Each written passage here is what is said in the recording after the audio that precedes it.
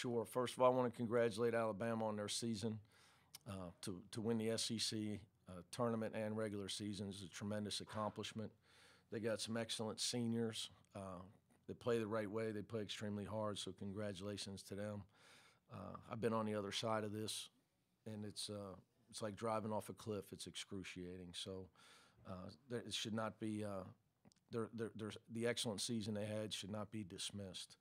That said, we held them to 7 made threes. It was a huge key for us.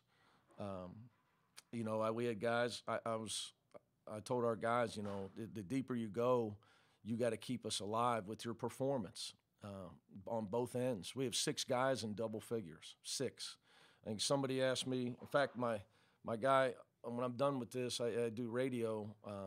The UCLA guy said, what about scoring outside of Jaime and Jules? And I said, scoring's not our problem. We got plenty of guys who can put the ball in the basket. Can we stop Alabama, their speed, their quickness, their three-point shooting, and then, keep them off the offensive glass. Second chance points, we're only -2. So I thought that was going to be the big key for us. I thought, game plan-wise, you can game plan to defend the 3. But when that ball comes off the rim and it's in the air and on the floor, you can't let the other team want to win more than you. And our guys did it. We're not the most athletic team without Chris Smith and Jalen Hill. So our guys just did a great job. Early on, we were down 8, 19-11. I told them it was we were already -5 on the glass, and it was headed the wrong way. But the guys toughened up and just did an unbelievable job of battling, for a small team. And then Jalen Clark got us some big offensive rebounds. We started getting, not only did we start blocking out better, we started offensive rebounding, which gave us some second chance points and some second chances to score, some opportunities to get the ball in the basket. So I'm really, and I would say, look, we had a lot of guys that had great performances, but David Singleton, just a tremendous kid. He's everything that UCLA is all about as a school. Just a great kid, great family, just great character. So happy for him. Just so happy for David. Just an unbelievable game for him. Thank you, Coach. We'll turn it over to questions from the media, and we'll get started with Ben Bolch. Ben, please go ahead. Coach, you guys have been in a million of these finishes this season, but when they hit that big 3, they had so much momentum. What was kind of the feeling? What did you say in the huddle, the overtime that kind of sparked that big run there? Not a lot. I just try to stay calm with the guys. Just tell them we got to continue to execute. I thought our guys had found a rhythm with them defensively and adjusted a little bit to their speed. And they had kind of gone small, and it was going to be what it was going to be, right? They were going to run a pick and roll, get a switch, and try to beat us off the dribble.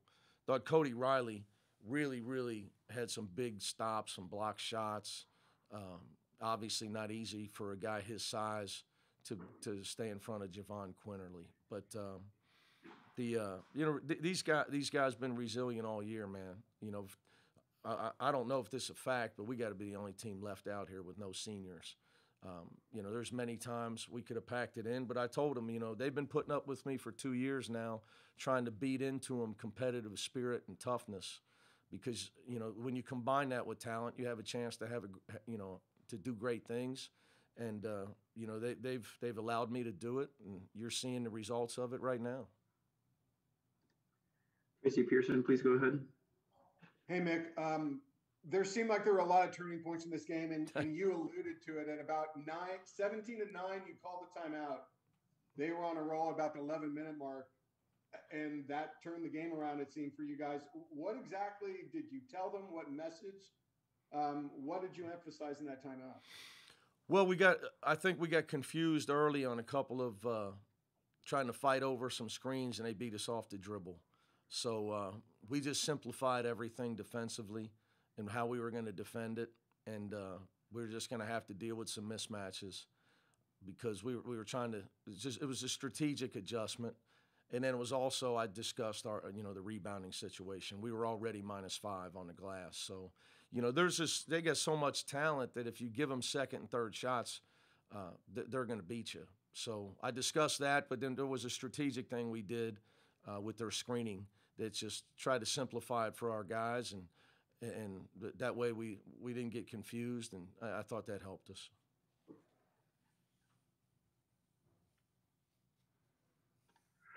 Next, we'll go to Bill Plaschke. Bill, please go ahead. Yeah. Hey, Mick, was there any thought to fouling? Absolutely. Because I was screaming for you to foul him. I don't know if you heard me or not. Here, you know, I'm a foul guy. You know, our concern that he had a timeout, and I had told, he saw me, Coach Oates saw me telling Tiger and the guys to foul. You know, when Dave makes it, we're going to foul at half court. So my biggest concern was that when we went to foul, they were going to shoot a half court shot, and we were going to foul a guy shooting a three-point shot. Which, as you know, Bill, you cover the NBA, they don't foul for that reason, right? The pro guys are really crafty. You know, so we thought with 4 seconds, you know, we had to we just didn't make a if we just make one rotation and choke that side of the floor down, we steal that pass. They don't even get that shot off. But that being said, yeah, I am a foul guy, but that's, you know, that was my concern, Bill. They knew, and that when we went to foul him, he was going to shoot it. So, obviously, you know, the kids bailed me out, but it played great in overtime. Sam Cronin, please go ahead. Hey, Coach. Sam Cronin from Daily Bruin. Tiger Campbell had 2 steals, and he turned both of them into baskets on its own. Can you just talk about that one in overtime where he picked off the pass and got the fast break bucket all his own? Yeah, you know, because he did a great job of reading their drive, and he reading the kick out. You know, the more we adjusted to stay in front of the ball, then we were kicking out into the passing lane. I don't remember the last time, Sam, that we had 8 steals. But those are big baskets, right? In a game like this, you know, you get 2 easy points or gold. So those are huge plays by Tiger. Dennis Freeman, please go ahead. Yes, Dennis Freeman from News for Us Online. Coach Cronin, can you talk about the resiliency of your ball club of being together and staying focused after Johnny had fouled out? Well, it's an advantage of having guys like Jay Kyman and David Singleton. You know, Tiger and Cody, we really, you know, we're thin at those positions, but we're deep on the wing. And, you know, like I said, David Singleton was monstrous today. You know, Jay Kyman hit some big ones in our last win.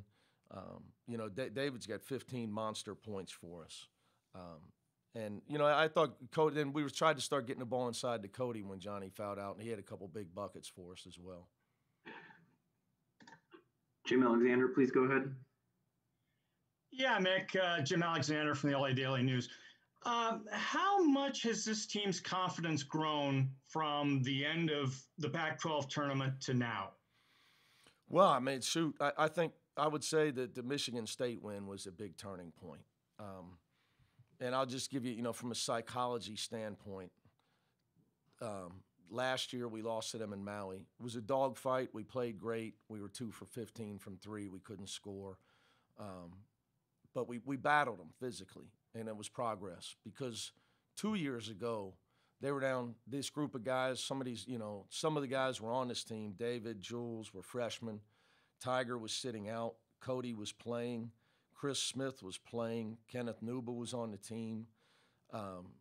And they got, literally, they got embarrassed against Michigan State.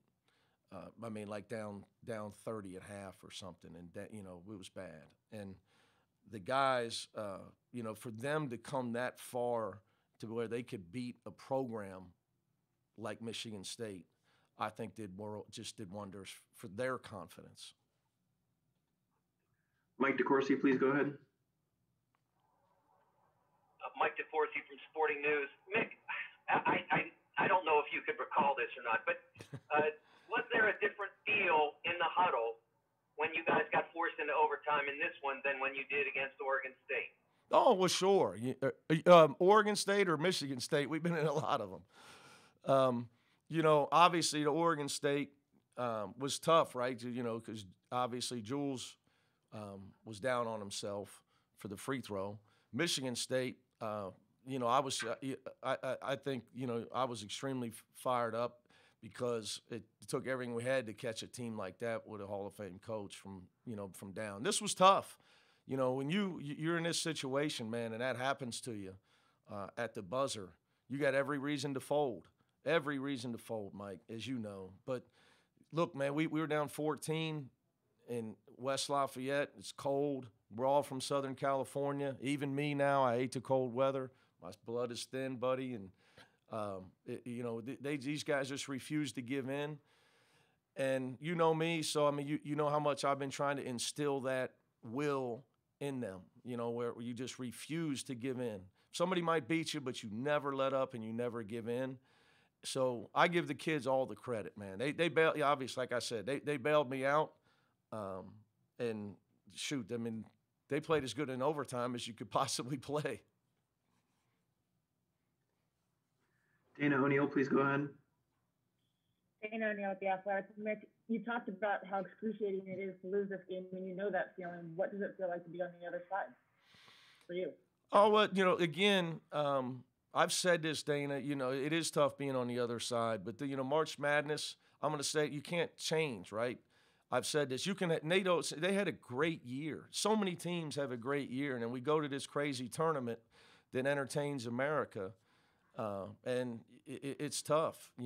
For me, so somebody said, well, now you've been to an Elite Eight. It's not why I came to UCLA. I got a lot of friends in the NBA. They make fun of people that have rings that say conference champion. There's only one. There's whoever wins the NBA title is world champion. So for me, you got to win 3 more games. I mean, yeah, I'm happy we're alive, Dana. You do this to try to have a chance, and you never know when this chance is going to come along again. As a coach, as a coaching staff, you just never know. So right now, I can't wait to get back and start watching Michigan because I understand how great of a team they have. So I'm well aware of how fragile this tournament is. An opportunity doesn't always knock at your door. Pete Thamel, please go ahead. Mick, Pete Thamel from Yahoo here. If you don't mind stepping back for me, you're obviously just in your second season, and you've gotten UCLA 3 wins away from the Final Four. You just maybe put perspective from the big picture. You said no seniors obviously playing for you this year. Just what you've been able to build in a short period of time, and what it means for you to see the team come through, and obviously clutch situations like this to keep pushing forward. Well, obviously, look.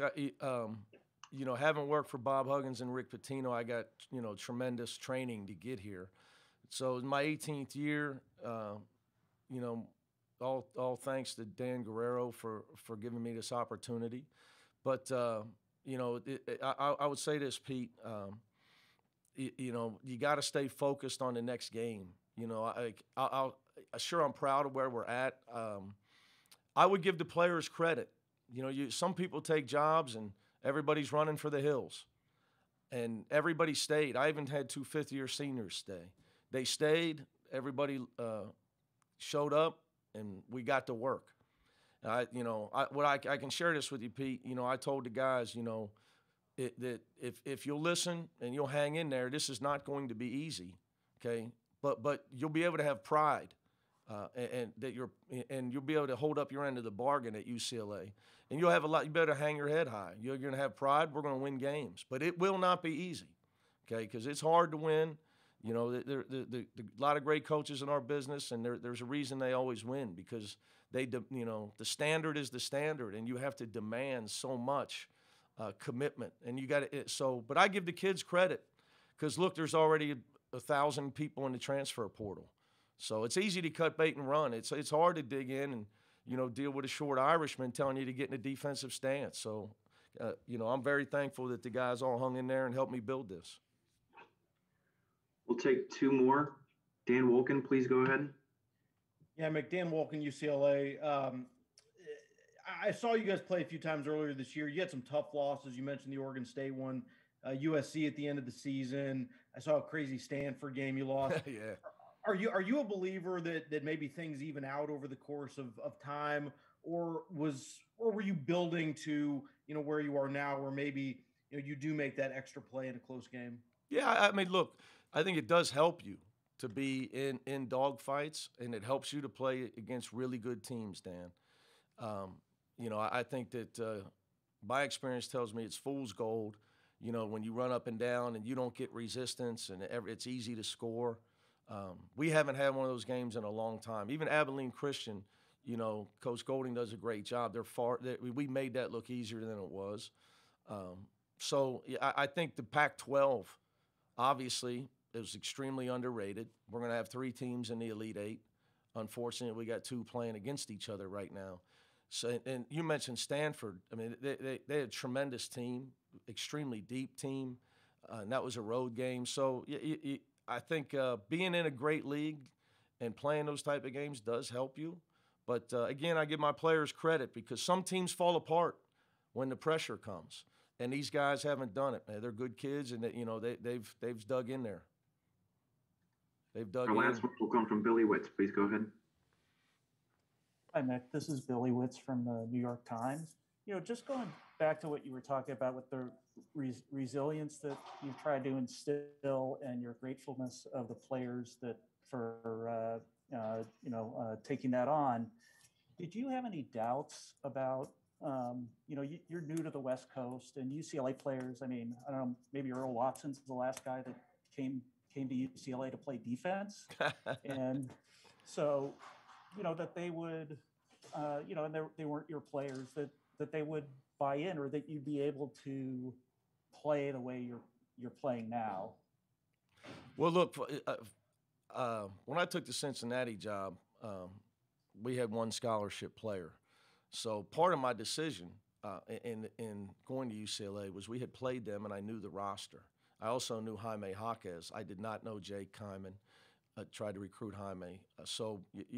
Yes, I knew that what the roster was, but they didn't have to stay.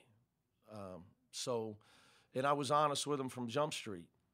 I said there is no. I hear all this all the time. Well, he didn't have his players yet. Yes, I do, because I told those guys in the first meeting, you show up at workouts tomorrow. Okay, I addressed that. Okay, if you show up at workouts tomorrow, you're my player. You don't want to, if you don't want to, I fully understand. We'll find you a new home. But if you show up tomorrow, I don't ever want to hear if we sign a player that he's going to play his guy. Then guys, it's real clear, guys. I'm here to develop you on and off the floor as young men. When we get out there on the floor, we're going to play hard and play to win and represent the 4 letters. Now, you can show up tomorrow. I don't ever want to hear it again. You are my players. Okay, you play for Mick Cronin, period. End of story. So I tried to eliminate that from Jump Street. And all that stuff about West Coast teams not playing, it's so bad. It's so wrong.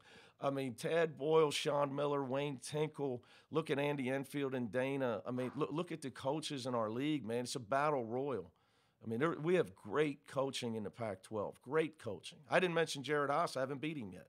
We just have our league is so much better than people know. It's just everybody's sleeping when we play.